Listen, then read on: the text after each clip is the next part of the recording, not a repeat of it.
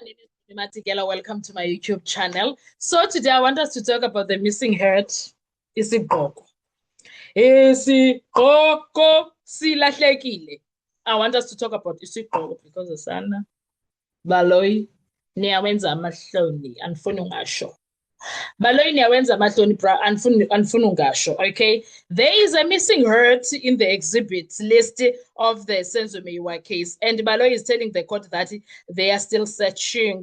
But what happened to the hurt, guys? Because it's not making sense. Why was it not in the list of exhibits that are in court? Okay, maybe we will need some education here because I'm trying to understand. Wasn't the head supposed to be with? In fact, the bigger problem is not just the head, it's the entire chain of exhibits. We'll talk about that in a different video. But now, the head is missing, and the struggle is supposed to form part of the exhibits. Yet, when the case moved to Pretoria, why didn't everything move to Pretoria, guys? Someone tell me and make it make sense to me, because that part is not making sense. What do you mean there is evidence there's an exhibit that is missing? You want to keep referring to an exhibit that is not there? Baloyi, awuzoyika izinto. They keep referring to a hurt that is not there and call it an exhibit. Njani? Because at this point, we need the head, and the so-called intruder that they claim was wearing a head is there with his big head. We want to put that head in that big head and see if it fits. Bring the head so that Muga can wear it. And unfortunately, right now, he doesn't have dreadlocks. He has hair. And the hair can sleep. It can sleep. I wanted that head to be put on top of dreadlocks so that we can see, can it fit his head? Was it a head that he was going to be able to wear with the dreadlocks? At this point, that is my curiosity. That is what is making me so curious. Other than that, I'm shocked that this head has been screamed up about as if it's an exhibit, but it doesn't exist. Isn't that shocking? So now let's just stop right there, guys, because that is that thing that happened in court last week. On the surface, it may sound like a simple administrative problem. A head is missing, but the question is how? Make it make sense. But when that has an exhibit connected to a murder trial, the question cannot simply be, where is the head? There must be a very much bigger question, that is, who had the hurts? When did they have it? Where did they take it? And most importantly, can the state prove with documentation what happened to it? Because today, the state essentially told the court, we searched before, we couldn't find it. Now we are searching again. Excuse me? Why are you searching? Why is this head issue only coming out now? That there was a time that you searched for it and you did not find. Why is it only coming out now? Why was this not put on record so that we are aware? And they are trying to establish who collected that head from the biology unit. Ladies and gentlemen, that does not even sound right. It does not even sound right. That is not a small detail. That head was tested. As a result, we were never told about who. Did the people inside the house got tested for that head? That is another question that now I'm having. We have so many questions, guys. Now, welcome back to the Lonely M podcast. This is me very confused because I'm like, guys, what do you mean? What do you mean? What do you mean? If you follow the Senzo Meyiwa murder trial, you already know that sometimes the most revealing moments aren't the dramatic arguments. Sometimes they are the quiet exchange. Sometimes it's one sentence from an advocate. Sometimes it's one missing exhibit. And today we need to talk about the missing head because Sana yahlebisa. Before we even analyze it, let's put the exchange into context. Advocate Nxumalo told the court that before getting into the questioning of the witness, there are issues that he that could potentially hinder the progress of the proceedings. And one of those issues is the head. He reminds the court that he had already raised this issue earlier in the week. Then comes the important explanation. The state indicated that an extensive search was underway, not a casual search, not let's check the cupboard. We are talking about concerted efforts to locate an exhibit. And then the state explained something even more interesting. An initial search had already been launched near the beginning of the case, and they couldn't find the head. Hear me again. They did the search the beginning of the case, near the beginning of the case. They could not find the case. Do you know what's shocking? They never told the court. So if accused number 4, through his lawyer, did not ask to see the head, what was going to happen? We were never going to know if the head exists or not. Imagine. Imagine that, Gesana. Oh, imagine that, Gesana. Now, they are telling the court that the initial search was conducted, the head wasn't found, and another search has been launched. Why? Because the state is trying to establish who collected the head from the biology unit, and they want an affidavit from that person. Why? Because that person may help establish what eventually happened to the head, and that brings us to the real issue. Where is the head? Let's slow down a bit. Why is Baloyi always running to exhibit when things are missing? Oh, Mr. Exhibit. In fact, at this point, his name is George Exhibit Baloyi because he likes saying exhibit. No, George Exhibit Affidavit, not exhibit. George Affidavit Baloyi. Who affidavit? You like saying, no, we're going to get an affidavit. Sir, what must we do with an affidavit? We want a chain of custody. What happened to the head? Not an affidavit. Where is the paper trail? It's a lot. It's quite interesting, to say the least. It is quite interesting in Dabayakon because what do you mean? Actually, what do you mean? Now, because this is where courtroom language can sometimes go over people's heads, the state isn't merely saying we misplaced the hurt. They are trying to reconstruct the movement of an exhibit. And that means we are talking about something fundamentally important in evidence management, chain of custody. You want to know the journey. The head is collected from the crime scene. This is now 2014. Who collected the heads? Between Mosia and who's that woman? Mohlahlo and sorry, who's the other man? Mangena. Who collected the heads? Where was it taken? Who received it? Where was it stored? Was it recorded? Was it examined? Was it photographed? Was it transferred? Who signed for it? When was it last seen?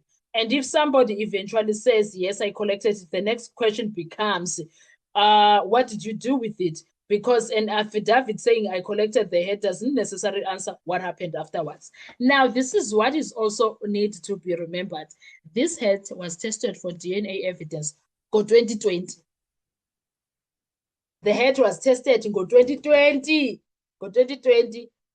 Go accused by 5 and it did not match. In fact, even 2019, the head was tested, if you remember the Shebane's evidence. So now, what do you mean it's missing if they kept it from 2014 until 2020? Baloyi, we see you, sir. Baloyi and team, we see you, sir. We see you. We are looking at you. We are judging you. It doesn't make sense that it's going to go missing, Galuksan. When these accused were tested against the head and all the DNA did not, and then all of a sudden it's missing when we are asking for it, please try next door. No. Try next door, Kehla. Now, here's the part that really caught my attention. The state's explanation contains a timeline. There was an earlier search. The head couldn't be located. Now there is another search. And the state says they are trying to establish who collected the head from the biology unit. Now, my question is, Kanti, what was used when it was being tested against accused number 3's DNA? And accused number 1 go 2019. Which search is Baloyi talking about? Guys, are you hearing what I'm saying to you? That means the court is being told that there is still an unresolved question concerning the movement of these exhibits. Now, let's make something extremely clear. We should not jump into the head is missing to somebody deliberately removed the head, but that's how it looks like. That is how it looks like, though. Those are completely different proposition. I agree. There's no basis from this exchange alone to make that accusation, but equally, we shouldn't pretend that a missing exhibit is meaningless, because the whole purpose of evidence management is to make sure that when an exhibit becomes relevant in court, there is a reliable record showing where it came from and what happened to it. Now, the biology unity question is, that particular sentence alone is very triggering. The state says they are trying to establish who collected the head from the biology unit. That means the lab, ne? And that's where now the investigation, my brain is investigating immediately. It switches on because if the biology unit had the exhibit, then someone must have taken possession of it. Just like the gun that was staying Kobo Mangena Nakabo Kinida. Someone must have taken it.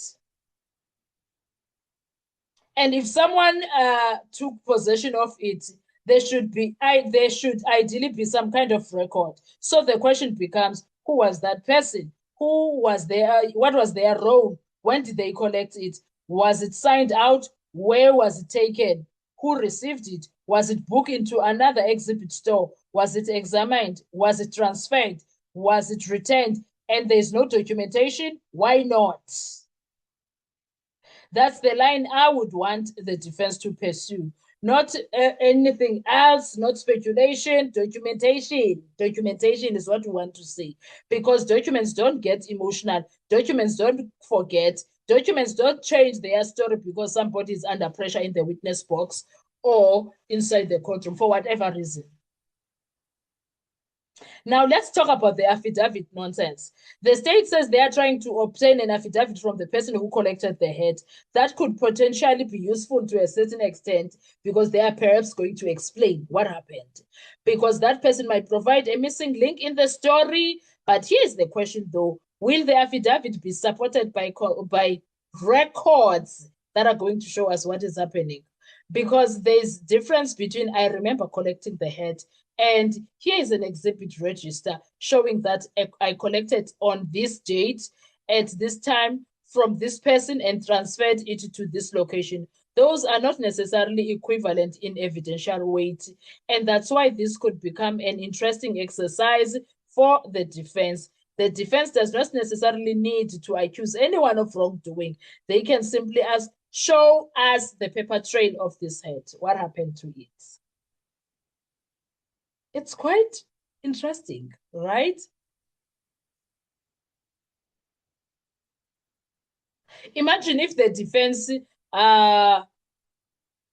doesn't stand up and say the state lost the evidence. Instead, they ask, can the state account for it? That's much bigger, stronger question, because now the burden is on the evidential train. They must explain what happened from the biology unit, who signed out for it, who gave it to who, etc. All of those questions. And the timing of it all, very questionable, Kesana. Very questionable, Kesana.